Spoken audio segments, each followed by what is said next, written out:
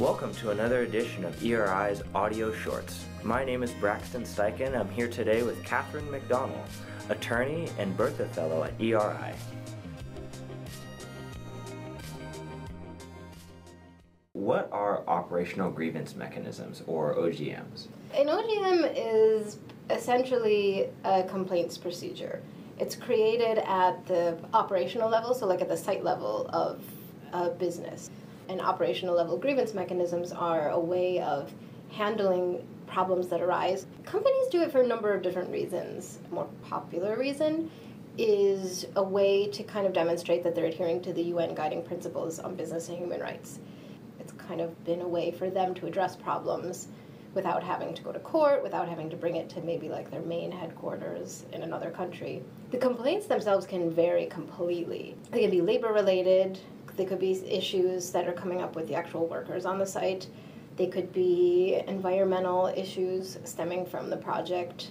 What's wrong with the way OGMs are currently run? The problem right now is that these are designed and implemented by the parties who are responsible for the violations.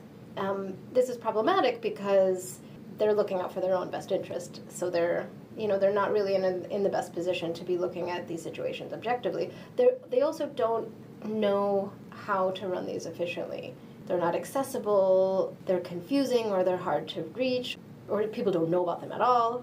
And then what they offer is oftentimes not something that's culturally appropriate or acceptable in the context where they're working.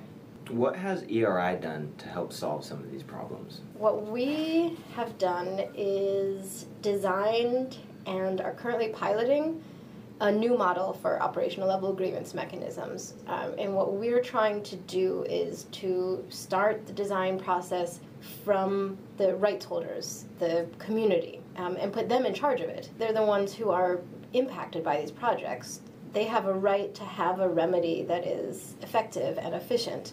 Could you give a hypothetical example of a poorly run OGM? What I can do is list some of the common weaknesses. So there are a number of mechanisms where the impacted people don't even know that it exists. It might be posted on the company's website in a community where no one has internet access or even knows how to use a computer or is not literate. They might not even speak the main language of the country.